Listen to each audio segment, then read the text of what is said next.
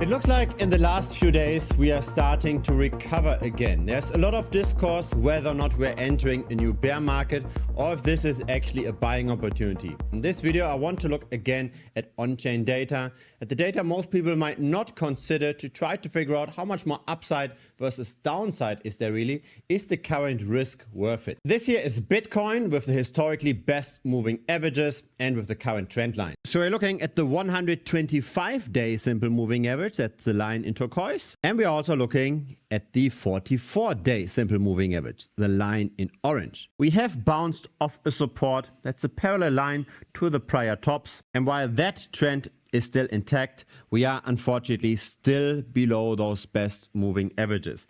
And they tended to work very well in the past. So this here is the result of the 44-day simple moving average. The idea is that we buy whenever we are above and we sell whenever we are below. So I've backtested all the moving averages from the 2-day to the 200. I've compared this to just buying and holding Bitcoin. And had you instead followed the trends using the 44-day SMA, you would have gotten the return that's indicated here with this line in turquoise. And this is a logarithmic scale.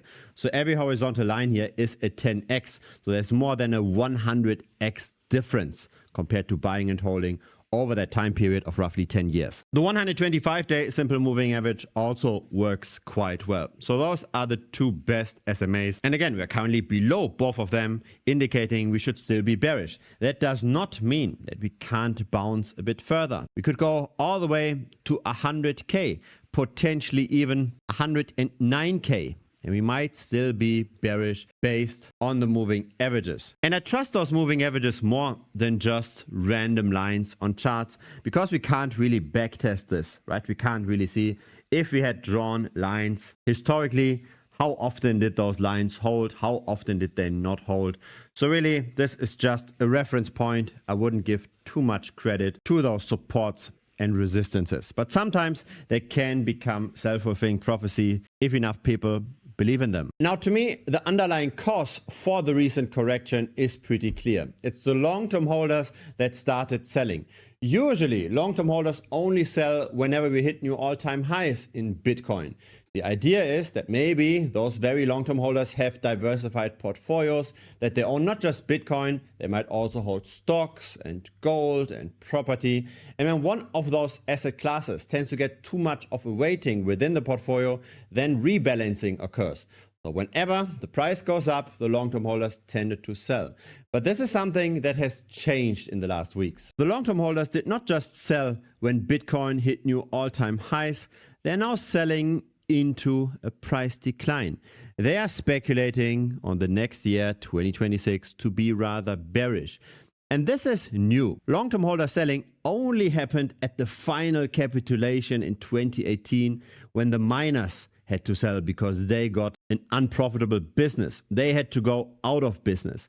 That's what caused the selling over here. But usually long-term holders just sell into new all-time highs, and that's now changed. And if they continue to sell, they might do this all the way until we get to the average cost basis of the market, which is over here on this chart. We aren't even halfway through. We might go all the way to 55K roughly. And so I'm personally not buying this dip. If you are buying this dip, you have to ask yourself, what do you think caused this price decline?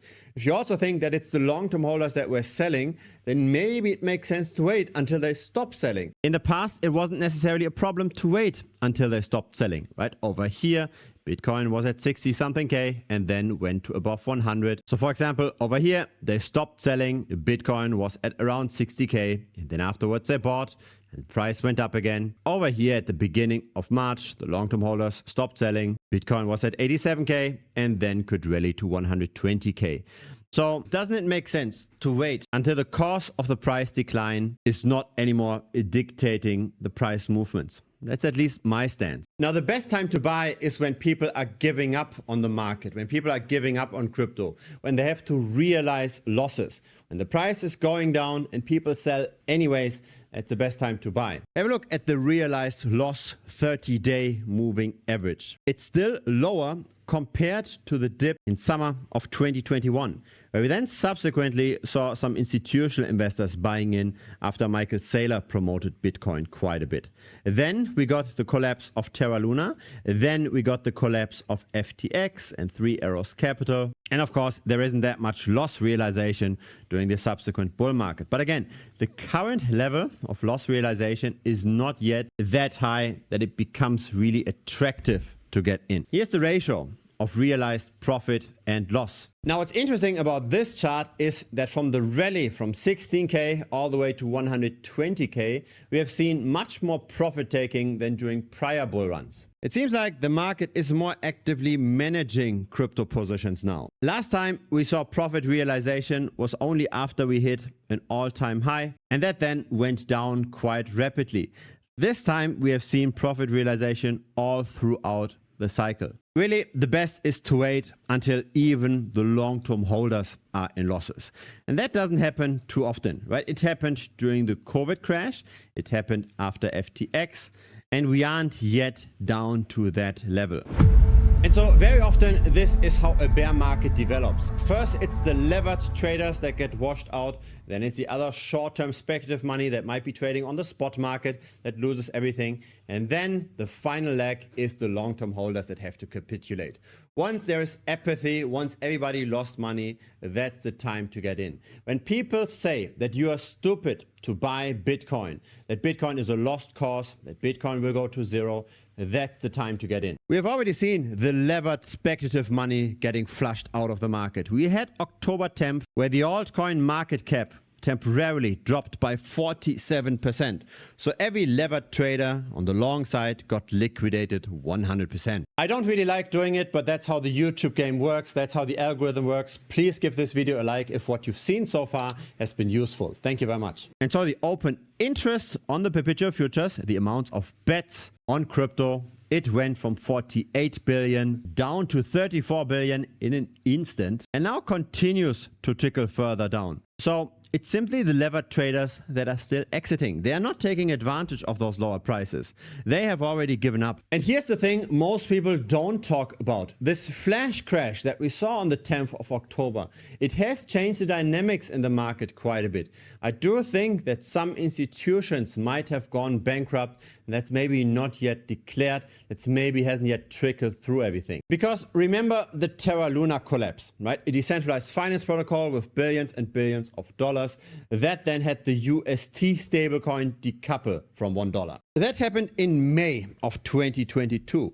1 month after that, we saw the declaration of Three Arrows Capital going bankrupt. It took another month for Celsius to declare its trouble after the 3AC troubles surfaced. It took another 2 months until BlockFi declared its bankruptcy. And so those cascades, they can take a time to unravel. And again, it was only the 10th of October. It's just a bit over a month ago. And at the point where things get public, where the market in general realizes what blew up on the 10th of October, at that point it might be too late to sell, because then the market crashes very, very quickly yet again. It appears as if everything is back to normal again, as in the funding rates across exchanges on the perp market is relatively stable.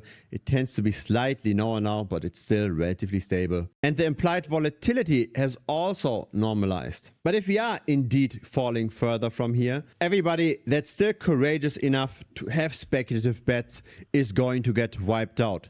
There's still much more money in the options market on the long side, betting on out of the money strike prices than there is on the short side.